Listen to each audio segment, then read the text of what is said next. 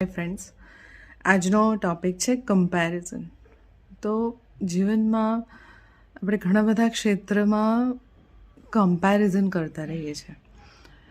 નાનપણથી જ અગર નાના છોકરાઓ છે તો એની કમ્પેરિઝન, પછી સ્કૂલમાં જાય છે તો માર્ક્સની કમ્પેરિઝન, પછી થોડાક મોટા થાય છે તો લુક કે એજ્યુકેશન કે સેલરીની કમ્પેરિઝન, કે મોટા થાય છે તો રિલેશન્સ, અને લાઈક ઈચ એન્ડ એવરી ફિલ્ડમાં આપણે કમ્પેરિઝન કરતા રહીએ છીએ.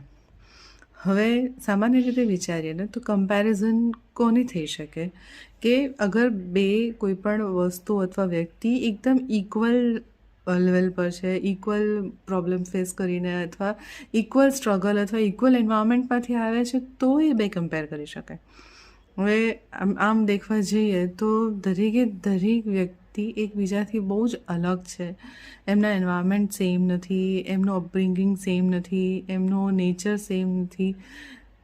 તો એ બંનેને કમ્પેર કરવું એ કોઈ રીતે યોગ્ય જ નથી લાગી રહ્યું. પણ છતાં પણ આપણે કમ્પેરિઝન કરી અને પછી કદાચ આપણને જો કંઈક એવું લાગે ને તો આપણે દુઃખી થયા કરીએ છીએ. તો આ સરખામણીનું દુઃખ, એમાંથી આપણે બહાર નીકળવું જોઈએ. એને કન્વર્ટ કરવા માટે એક ઉપાય છે કે અગર આપણે કમ્પેરિઝન કરવી જ છે તો આપણે કમ્પેરિઝન કરીએ, બટ એવી વ્યક્તિ સાથે કે એકચ્યુઅલમાં જેની સાથે કમ્પેરિઝન થવી જોઈએ, અને એ વ્યક્તિ છે આપણે પોતે. કે હું ધારો કે મારી કમ્પેરિઝન કરીશ કે હું વરસ પહેલાં તો મેચ્યોરિટીના લેવલ પર હું અહીંયા હતી, હવે હું અપ થઈ છું કે ડાઉન થઈ છું. અગર ફિઝિકલ ફિટનેસના લેવલમાં મારું ફિટનેસ વધી છે કે ઘટી છે, કે પછી કાર્ય કરવાની ક્ષમતા, મારામાં એનર્જીમાં સરખામણી કરું.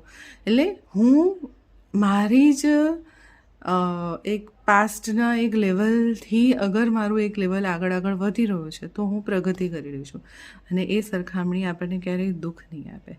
જ્યારે બીજા લોકો સાથે કરેલી સરખામણી આપણને હંમેશા દુઃખી કરશે, અને એકચ્યુઅલમાં એ સરખામણીનો કોઈ લોજિક પણ નથી. જ્યારે આપણે જ્યાં છીએ ત્યાંથી એક સ્ટેપ આગળ વધવા માટે આપણી જ જાતની સરખામણી આપણા જ પાસ્ટના કોઈ લેવલ સાથે કરીશું ને તો આપણે દુઃખી પણ નહીં થઈએ અને પ્રગતિ પણ કરી શકીશું. તમારું શું માનવું છે આ વિશે? મારી સાથે ચોક્કસથી શેર કરજો. Okay, bye bye.